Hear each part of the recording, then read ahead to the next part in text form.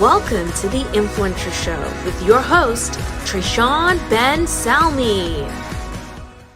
Hello, everyone, and welcome to the Influencer Show, where I interview people who can help influence the way you live life in a number of different ways. I'm your host, C7, and today we have a very special guest with us. So if you'd like to introduce yourself to listeners and let them know a little bit about you. Sure. My name's Don Sevcik, and I am the founder and creator of MathCelebrity. MathCelebrity is an automated online math tutor. You could think of it like a Google for math, where you type in your math problem, push the button, and in a split second or less, we will show you the step-by-step work for how to get there. That is absolutely amazing. And why don't you share with the listeners why you do what you do? So my story starts back in 2007. I had a day job. I was a programmer for internet and applications, and I wanted to make more influence in my life on the side. So what I started doing is tutoring students in math, and one student turned into two students turned into four, and pretty soon I was getting referrals. But the problem was I couldn't scale. So this frustrated me because more people needed my help, but I didn't know what to do because I had a day job. I was, my wife. So there's only so many hours in the day. Anyway, I went back to work pretty frustrated after thinking about this over the weekend. And we had been working with a team in India for a pension plan project, and they had to learn a bunch of laws and rules for American pension plans. Anyway, long story short, they just weren't getting it. They were sent a 200-page book and it wasn't clicking. So what I did one day is I said, why don't I just build a spreadsheet, right? Because this is all math-based. And in the spreadsheet, when the team in India changes the numbers, the math will change automatically in the cells on the spreadsheet. And as soon as I did that, the team in India, the light bulb went off and they said, yep, I get it. And right after that, I said, well, if they can get this with American pension plans, why can't I do this with my tutoring students? And so that's how all this started. That is absolutely amazing. Totally inspiring story. And what would you say has been the biggest influence on you that you wish you had known sooner? So I wish I would have known two things. I wish I would have known the power of Kaizen, which is, for your listeners that don't know, it's continuous improvement. So you strive for 1% a day or 1% a week. And as you do that, if you can do 1% every day for 30 days, most people think, oh, you got a 30% improvement. Actually, you got 34.48%. If you extend that out to 90 days, you get 245%. And if you can do 1% a day better for any skill you want to master and do it for 365 days, you are 3,778% better than when you started. And this for me was for this to click, but when it did, life changed. And the second thing that I would say influenced me was just metaphysics. So the idea, as Earl Nightingale said, that you become what you think about. And as I started digging into more of those books, Think and Grow Rich, Genevieve Berend, Your Invisible Power, things like that, my life changed because I realized, for the first time in my life, I realized that I can set my own destiny. It's not predetermined.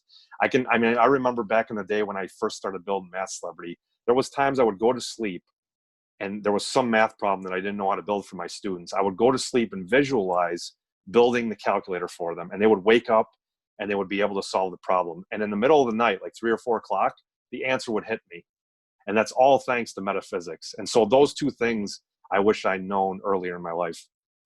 That is actually amazing. I think that's actually really important because many of us strive to get like 100% done in the day. Many of us strive to get 100% done in the day, but it's about just having those little gradual steps in the right direction because, for example, things like compounding, that way those little steps actually amount to bigger and even better things. Right. I mean, compound interest just doesn't apply to money. It applies to knowledge. Exactly. It applies to relationships. It applies everywhere. I totally agree with that. Definitely. And how do you prefer to influence others to then change the way they live their lives for you, better? So when people first meet me, I want to make two impressions. And the first is I'm a skin in the game guy. And what that means is I like to eat my own cooking and walk my own talk. So if I give advice, if somebody asks me a question or I make a suggestion, I want to make sure that I've done that before.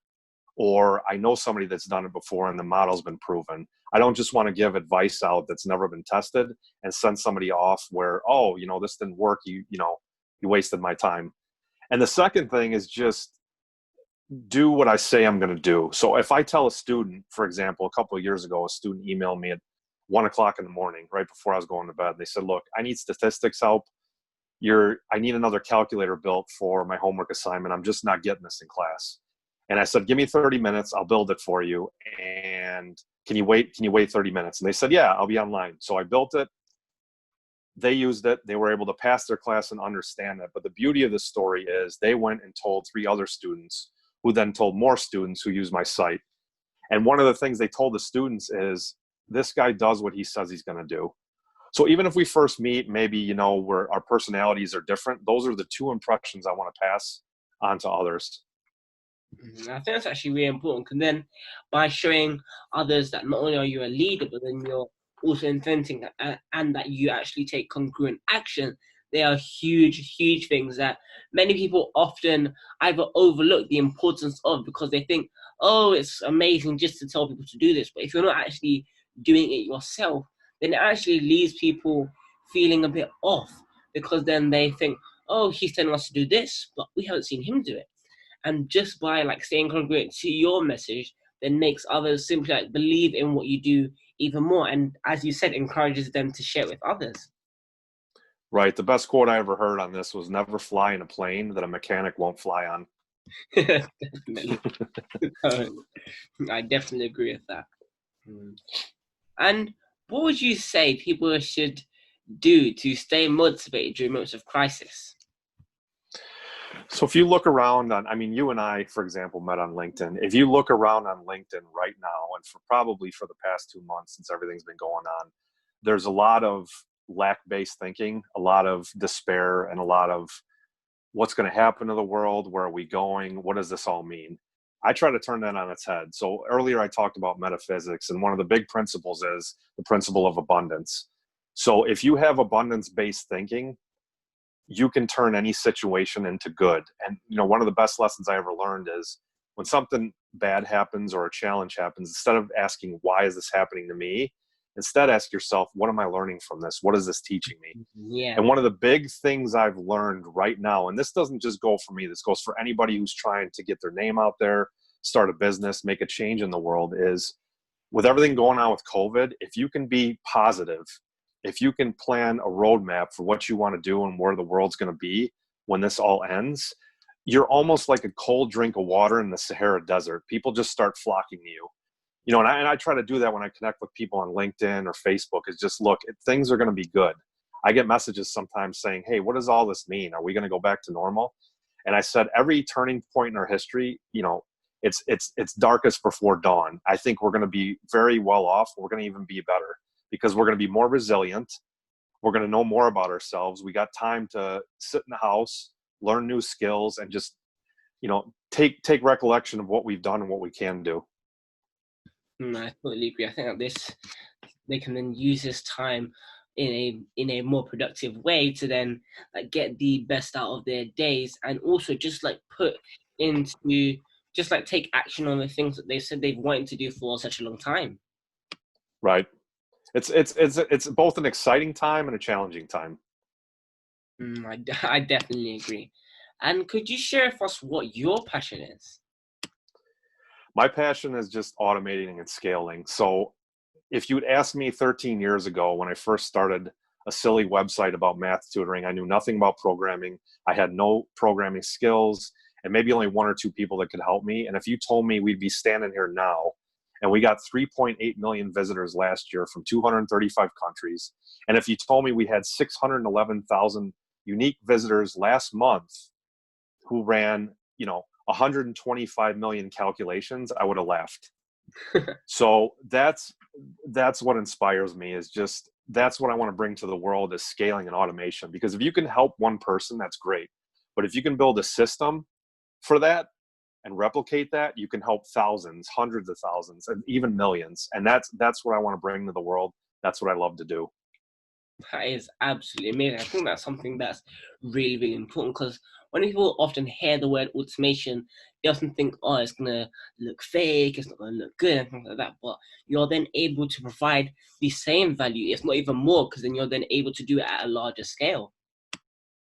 Yeah, my wife laughs sometimes because she's like, Don, you're a programmer. You try to apply programming to all aspects of the world. And I know it doesn't apply for everything, but if you can build a system where people can respond to and they understand what you're trying to do and you scale that, there's nothing better to me. Totally. And if you had a megaphone and you could say one thing to the world that have a lasting influence, what would it be and why? Well, the best way I can answer this question is with a story. I'm not sure if you've ever read the book by Norman Vincent Peale called The Power of Positive Thinking. Great book. I've read this 5 times and probably going to be 5 more in the next year. Anyway, in that book, there's a great story. Norman Vincent Peale's reading about Winston Churchill. And Churchill kept journals. And Peale stopped on one of the journal entries about World War I. And Churchill's talking about a general named Tudor. And he said, he gave Tudor a difficult assignment. I need you to hold back the line. And a lot of soldiers were coming in. It was tough times for Churchill and the army. Anyway, the journal entry says when he's talking about Tudor, General Tudor, who he's going to send to the front to handle all this, he says, my first impression when I met Tudor was that of a frozen peg hammered in the ground, immovable. And the reason why I tell this story is as you build something, and it's whether that's a business, a legacy, a charity, something you want to do to change the world, during that time when you make that transformation and you learn these lessons and you're building things, for me now it's been 13 years, there will be people in your life that try to give you detours. A bunch of people are going to tell you all the ways it won't work. Some of the people are going to say, well, here's why you shouldn't be doing this. You don't have these skills. This idea is too out there. And what I'm saying is you be that frozen peg like General Tudor. If you have your vision in mind and you have the confidence in your ability, either your ability or people around you, then you have to surround yourself with what I call the positivity bubble. And what that is as you walk around and you have your vision in your head, as people tell you all the ways it won't work, or all the bad things that will happen, it just bounces off the bubble. So you have to be in that bubble, focused on your one thing that you want to do, like General Tudor, and nothing will sway you. And if there's no other message I can give to the world for people that are up and coming, that would be the one. Yeah, I think it's actually really powerful because then as a result of like just being able to not only fine tune like who you are, you're then able to like just get clear as to why you do. What's amazing is if you take the General Tudor approach after a few years, as you start making progress and your momentum builds, all the people who told you it won't work are suddenly your best friends. Yeah. And I think that's actually really, really inspiring because as a result of just being able to like stay true to yourself and like just do like what you and focus on what you love doing, it then not only does it help you like get clear as to who you have around you, but then it also helps you like get clear as to who you would like to have around you. Exactly. It helps you separate who's best for you versus who you should maybe part ways with. And again, that's the part of the natural process. I mean, you may lose friends, you may lose contacts, but that's part of evolving in life. Exactly. I definitely agree with that. And what advice would you then give to those who may have had their very own £1 million idea at a time like now? I'm sorry, what advice would I give for what? To those who may have had their very own £1 million idea at a time like now. Are you talking about legacy? Oh, no. So let's say that someone's had like a £1 million idea and they're having it right now during the lockdown. What advice would you then give to them? Oh, I'm sorry. My phone cut out. I'm sorry. £1 million idea. Yes. So the first thing I'd tell them would be to work at what's called a minimum viable product. And what that means is instead of building an idea and trying to sell it to someone, find a market who has a problem that isn't solved and go solve that. This is one of the mistakes I made at the beginning and a lot of entrepreneurs make, but the MVP model is powerful because If you can fit a product to people's problems that they want solved, you're going to go so much faster than you would if you're trying to ram a product into a market that doesn't need it.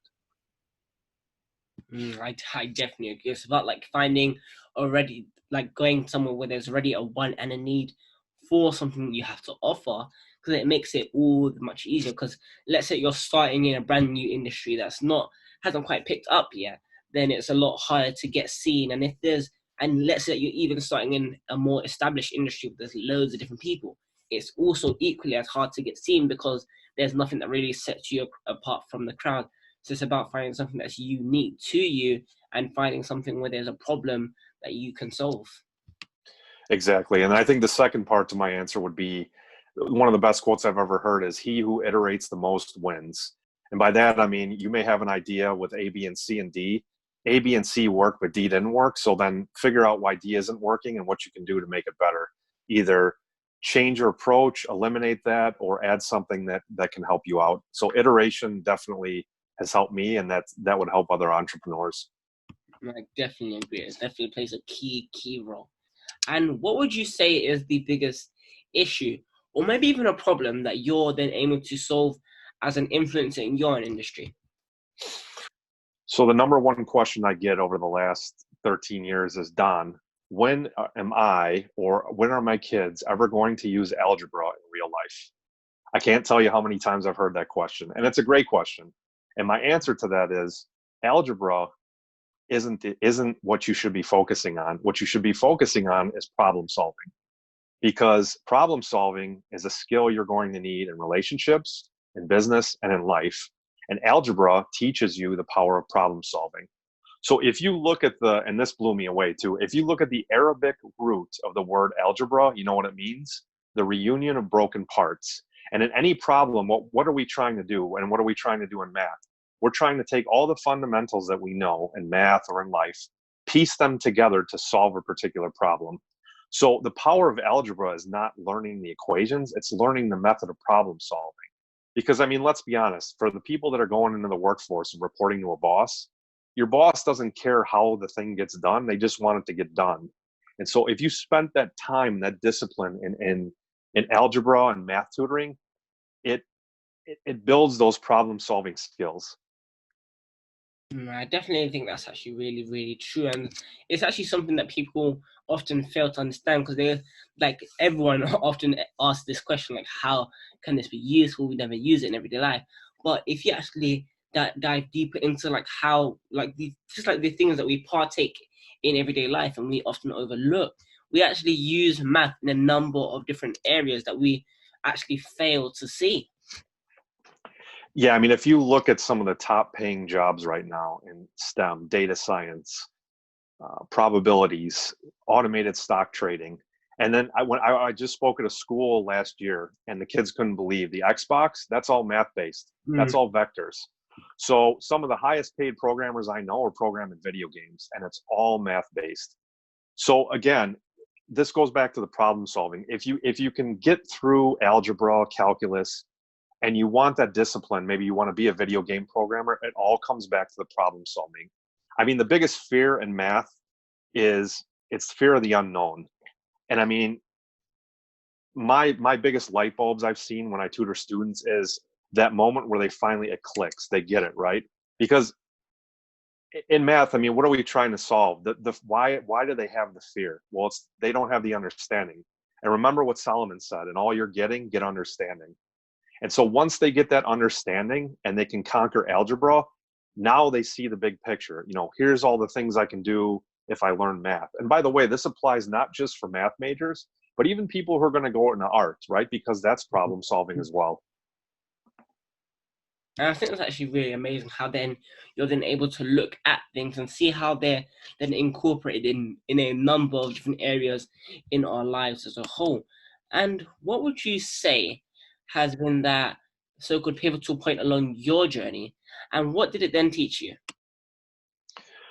So about 6 years into building my site, we hit a traffic. We just hit a traffic plateau. No matter what I did, no matter what I built, we were stuck at, I think it was 2 million for the year and maybe like 200,000 for a 30-day record. And for a while, I couldn't figure it out. So then I went back and I said, look, let's go back to first principles. I keep track of my traffic every day. And one of the secrets to my success is this thing called the search monitor. What the search monitor does is it will pick up every search that's ran on my site, exactly how it's typed. And so as I started going through this report when we peaked, the original way I built MathCelebrity was you type in a term, say like geometry or equations. I would return a bunch of calculators and you would have to figure out which one to use for your problem. Well, what happened at the 6-year mark was people wanted things better and faster. Instead of asking for a calculator, they were typing their math problem in directly. And so it took me probably 2 weeks. I said, look, if this is where the trend's going, I don't know how to do this, but I want to know. So I asked a few of my friends, and one of them was a really brilliant programmer. And he said, look, Don, this is possible, but you'll understand what you're trying to do here. This could take years. You're trying to program millions, thousands, hundreds, millions of math problems.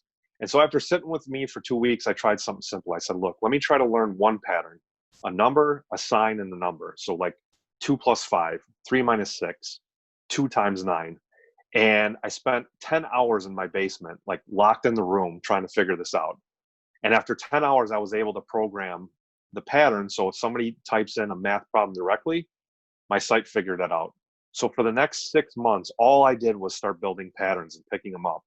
And once I did that, people started staying longer on the site. They started telling other people more about the site, and our traffic exploded. It's absolutely amazing how like one little problem could then amount to a big reward. So it's actually about like fine tuning your work of art and then just being able to not only appeal to a wider audience, but being able to solve things better and having them in a way so that, let's say that someone doesn't know what area of maths they're trying to solve, but they just know the question. It's about being able to appeal to different people. Right. I mean, I don't know if you've seen this study. I think it came out last year or maybe 2 years ago, but people's attention spans are going down. Yeah. So hummingbird's at like 9 seconds. I think humans are at 8. So the old version of my site, they had to do 3 clicks. That's already eaten up time. So I figured if we can just give them what they want right away, boom, there it is. So I think it's just a matter of getting people what they want faster and more efficiently. Definitely, I totally agree. And what would you say are like the top 3 lessons that you have learned along your journey, and how did they influence where you look at life? So I talked earlier about there's the 3 are Kaizen, the law of expectation, and then continuous learning. So Kaizen, as we talked about earlier, is just 1%, and whether that's a day or a week, just continuous improvement. And as I did that for my site, and I just kept building features, eventually the traffic started coming, staying, and telling more people. So I can't, and the same goes with books. Like the more books I read, even like my goal is like, if I read 3 pages today, can I do 1% more tomorrow? Well, as we talked about earlier, that knowledge compounds, and then you start making connections between business ideas, ways to help your fans, ways to cement your vision. So that's number 1. Number 2 is what I call the law of expectation. So I'm a big fan of the Roman poet Horace, and he had a great saying, which I have a wood plaque engraved on my wall. Every morning I wake up and every time I go to sleep, I look at it and read it. And Horace's quote is, "Life is largely a matter of expectation." And what that means is whatever situation you go into, and regardless of your skills, regardless of your surroundings, if you have an expectation that you're going to do well, chances are you're going to do well. The universe aligns itself, your mind aligns itself to get you what you want. And on the flip side of that, if you expect negative consequences, if you have a negative mindset or a lack, the world will produce what you're asking for. I mean, I'm a big fan of the universe is a mirror of your internal state. So if you look at what Henry Ford said, he said, whether you believe you can or you can't, you're right. Yeah. So I love that Horace quote because that keeps my mind in check when it's time to go do something. And then the third is just continuous learning. I mean, whether it's reading a few pages a day, whether it's handwriting out something so you learn it. I've got a couple hundred books in my basement, and I call that my council of experts. Whenever I have a problem that I'm not sure how to solve, I go down there, open the book, I look at my notes, I look at my journal, and chances are one of those books down there or one of the notes in there is going to lead me to where I need to be. I think it's actually really important because like just having that to then fall back onto it, then not only puts you in a place of gratitude, but then it also simply puts into play how everything has played out and how like all the decisions you've made, and it just makes you then aware of everything that has then been put into place to get you where you are today. Yeah, I mean, years ago, I had to make a change because I had a negative outlook on certain things. I didn't like my day job. When I told you that my business froze out, the traffic hit a plateau. Sometimes it was just tough. But as I learned, as Ryan Holiday said, the obstacle is the way. That's your new chart. That's your journey that you need to take on. And so if you look at the obstacles and the problems as part of your personal growth, your entire mindset and world changes. And that's what did it for me. It's absolutely amazing. I think that's something really important because then, as a result, just like taking that look and taking the step back just to have a look on things, it then can shift your perspective and actually help you come up with new and sometimes even better ways to solve a problem. And if you had to be another person for one day, who would it be and why? It would probably be Russell Brunson, CEO of ClickFunnels. So Russell's designed a software to make your sales process a lot easier and streamline it. But he's so much more than just the money and building something. He's built a legacy, and he's built something where he has like a huge following. I mean, they've got this thing they do in Utah, like every year, where everybody comes down, and it's called the funnel hackathon, and people just sit together and build sales funnels and websites together. They exchange ideas. Everybody's wearing the shirt. Everybody comes to see him speak, and he's got a great positive mindset. I mean, if you're new in business, the idea of building something where people would want to buy and setting up the credit card process, setting up the traffic mechanisms, all of that, it's overwhelming. But Russell has built something that's so smooth and so easy to follow, and just the way he speaks, he's that guy I would like to be. He's somebody that I definitely look up to. I mean, I got all his books, I've got most of his courses, and he's one of those guys, just like you wake up every morning and that's who you want to strive to be. That is absolutely amazing. I totally understand why you have selected that individual, definitely. And I think that's actually really important because then being able to convey a message being able to convey a message in such a way that makes it sound so simple, which was before perceived as so complex, is a skill that not many people are then able to have and are actually able to use to their advantage. Because many people, when they have this skill, they think, or many people have this, they all think of it as the same way, but it's actually being able to understand that some people may be struggling with trying to get around this road curve and things like that. So it's just about being able to not only being able to appeal to different people, but just being able to simplify things so that as many people as possible are then able to use that to their advantage. Well, if you look at his story, and this is one of the big things that he's one of the top 3 people that I look up to, is he's one of the few people in the game right now that didn't have to borrow a dime to start his business. He lost a lot of money, but he was able to build a business strictly on selling products, reinvesting that into advertising to get more people. Then affiliates came in, they bought more products, and then they told more people. I mean, his tagline, because he's marketing to entrepreneurs who are overwhelmed, but they want something simple to do it all for them when it comes to serving customers. And his quote is, "You're just one funnel away." And what's beautiful about that is he backs up his talk, because that's how he got started. He's built almost, I think, $1 billion company, and he hasn't borrowed one dime. It's all reinvested profits. But he does more than that, right? He influences so many people. Just when he gets up on stage to speak, he's just that guy that electrifies the room. That is absolutely amazing. Yeah, it sounds great. And could you share with us your views on the word legacy and what legacy you would like to leave? Oh, that's a great question. I think years down the road, when it's time for me to end the journey here on planet Earth, and they're shoveling the dirt over my casket, I hope my kids are standing over my casket and they say, "My dad got it done. My dad helped people, but he also influenced me and inspired me to want more of myself and want more out of life. So there's a great scene in the Bruce Willis movie Unbreakable where Bruce Willis is this undercover superhero and just a regular guy walks around, nobody knows it, but the kid suspects it at the beginning, but he's trying to find more proof about it. And so what he does is he's in the basement with his dad and Bruce Willis is bench pressing. And I think there's like 300 pounds in the bar. And so he's showing the kid and he's like, all right, now take some weight off for me. And so the kid says, okay, Dad, go ahead. And Bruce Willis bench presses the next rep and you could see him straining and he gets it up. And Bruce Willis looks confused after that. So he sits up and he looks at the kid and he goes, how much weight did he take off? And the kid's crying and he says, I didn't take weight off, Dad, I added. And that scene hits me so hard because the kid believes in his dad so much. When he adds that weight, he finally knows like his dad's a superhero, not just to him, but to the world.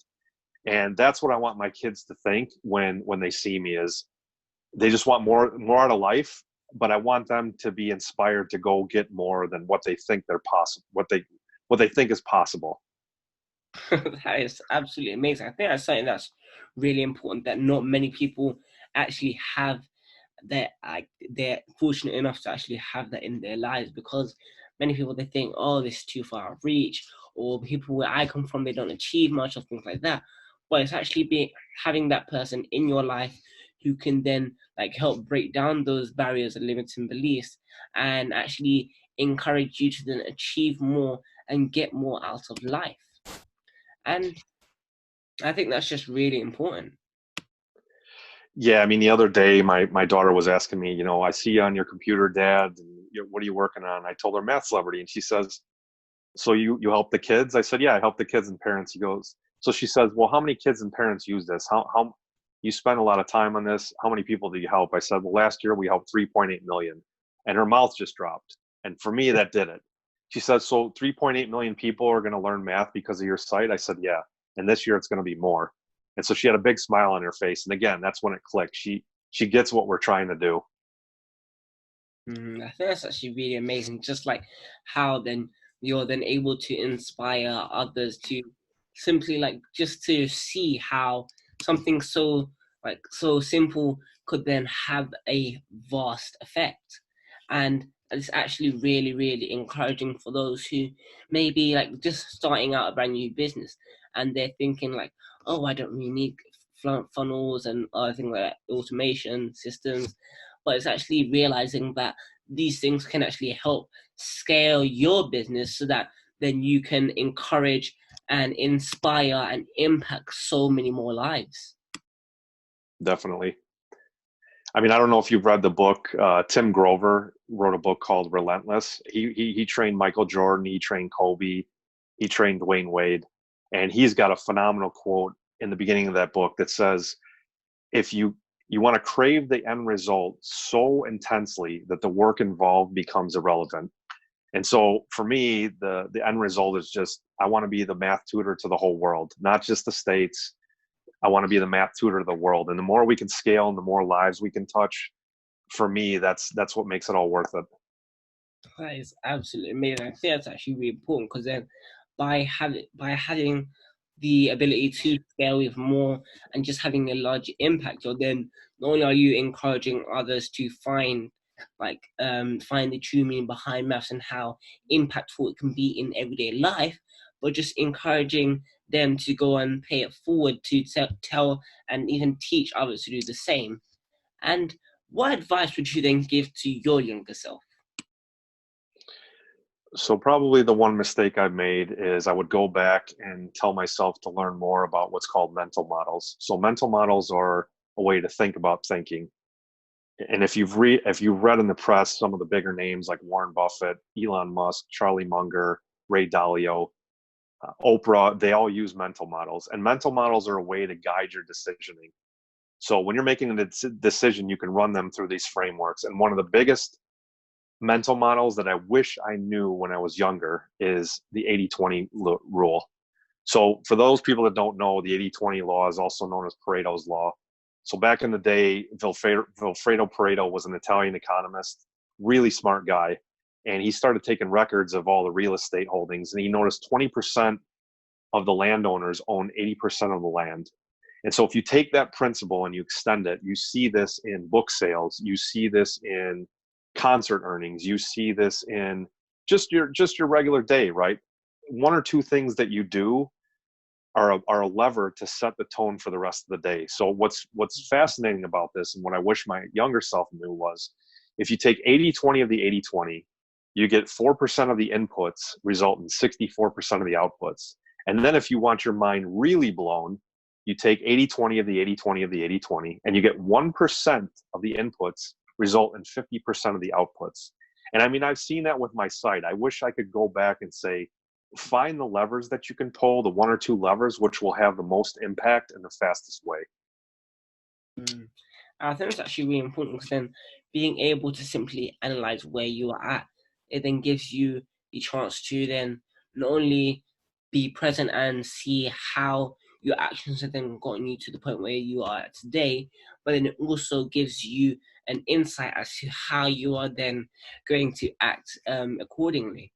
And on that note, could you then share for us your views on the word legacy? Could you then share for us your views on morning routines?